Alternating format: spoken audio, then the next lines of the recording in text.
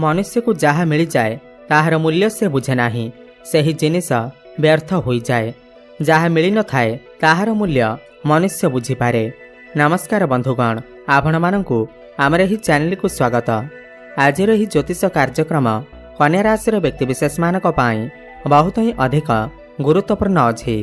आज आम जानिबा कन्या राशि 2025 नवेम्बर मासटी किपरि रहिबा। कन्या राशि मासिक राशिफल उपरे आलोचना करिबा।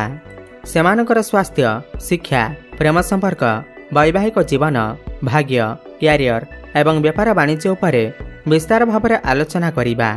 नवग्रहंकर स्थिति मत देखिबा। नवग्रह कि प्रकार फल देबारे सक्षम हेबे, काहेकिना एही नवेम्बर मासरे बृहस्पति उच्च अवस्थार रहिबे। एहा सहित सूर्य, बुध एवं शुक्र मध्य राशि परिवर्तन करिबे। शेषरे अशुभत्व प्रदान करुथिबा ग्रहमानक पाई किछि विशेष प्रतिकार मध्य जानिबा। सेथिपाई भिडियोटी को शेष पर्यंत देखंतु। चलंतु आरंभ करिबा एही कार्यक्रम, जहाँकि आपणकर जन्म राशि चंद्र राशि उपर आधारित। एहा पूर्वरु जदि आपणकर भी कन्या राशि हुई थाए एवं आपण भी ईश्वर को सच्चा हृदय भक्ति करती, विश्वास करती, तेबे एही भिडियोटी को लाइक करी कमेंट बॉक्स रे जय माँ लक्ष्मी, जय जगन्नाथ अवश्य लिखि दियंतु। तो सर्वप्रथम जानिनेबा एही नवेम्बर मासरे कन्या राशि रे नवग्रहंकर स्थिति किपरि रहिबा। जेबे नवेम्बर मास आरंभ हेबा तो कन्या राशि रे नवग्रहंकर स्थिति किछि एही प्रकार रहिबा जेमिति आपण स्क्रीन ने देखुछंती। बंधुगण, राशि चक्रर षष्ठ राशि होउछि आपणकर कन्या राशि एवं आपणक राशिर अधिपति होउछंती बुध एवं बुध आपणकर तृतीय भाव में मंगलक सहित विराजमान अछंती। आपणकर द्वितीय भाव में शुक्र एवं सूर्य विराजमान अछंती। षष्ठ भाव में राहु एवं सप्तम भाव में शनि विराजमान अछंती। आपणकर एकादश भाव में देवगुरु बृहस्पति विराजमान अछंती एवं द्वादश रे केतु विराजमान अछंती। ध्यान दे सुनंतु। सबुठ प्रथमे जानिबा आपणकर स्वास्थ्य किपरि रहिबा एही नवेम्बर मास 2025 रे। बंधुगण, प्रथम भाव हुई थाए आपणकर स्वास्थ्यर भाव, आपणकर इम्यूनिटी सिस्टम भाव एवं प्रथम भावर अधिपति बुध आपणकर तृतीय भाव में विराजमान अछंती।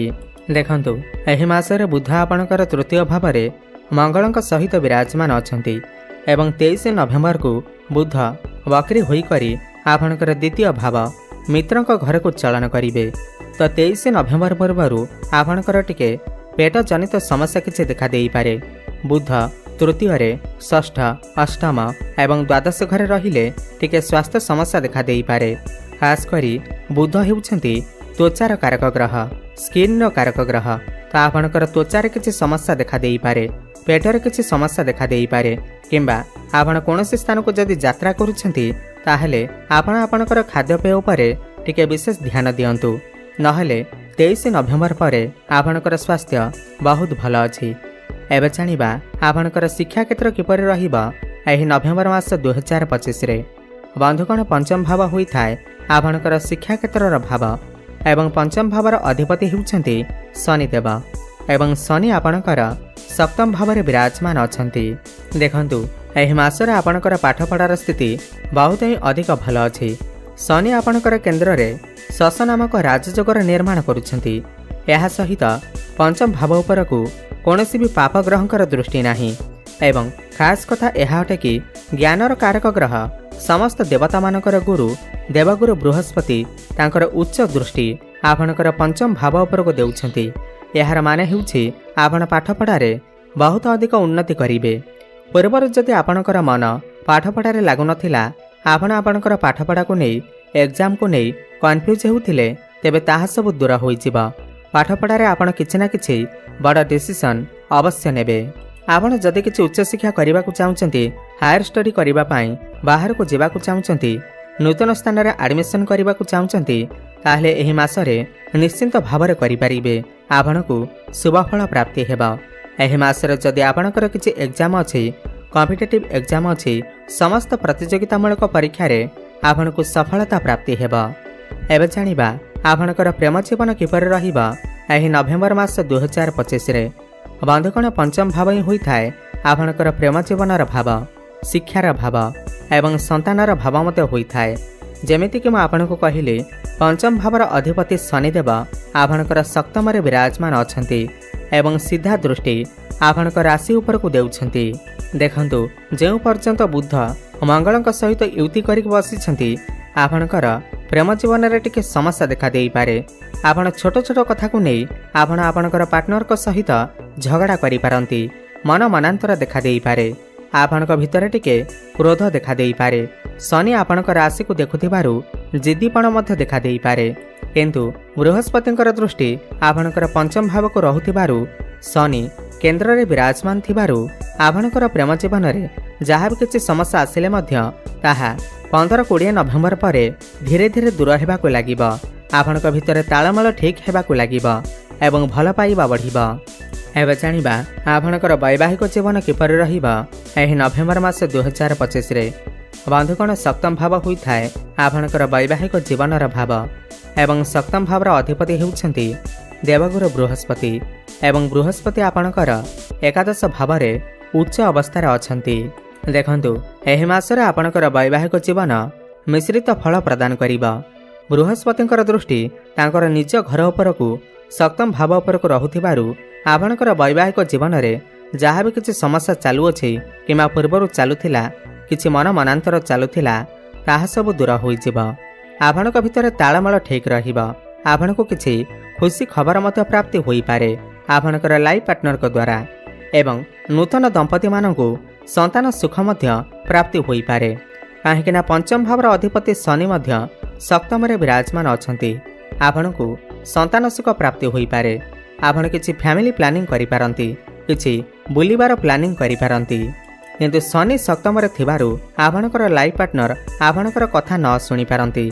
से तांकर मन मुताबक काम करि पारंती जहा फल टिके टिके समस्या देखा देई पारे। बृहस्पतिंकर दृष्टि सप्तम भाव रहुथिबारु आपणकर लाइफ पार्टनर क्यारियर रे मध्य ग्रोथ आसीबा एवं तांकर नेचर रे मध्य किछि परिवर्तन आसी पारे। से मैच्योरिटी लेवल तांकर बढ़ी पारे।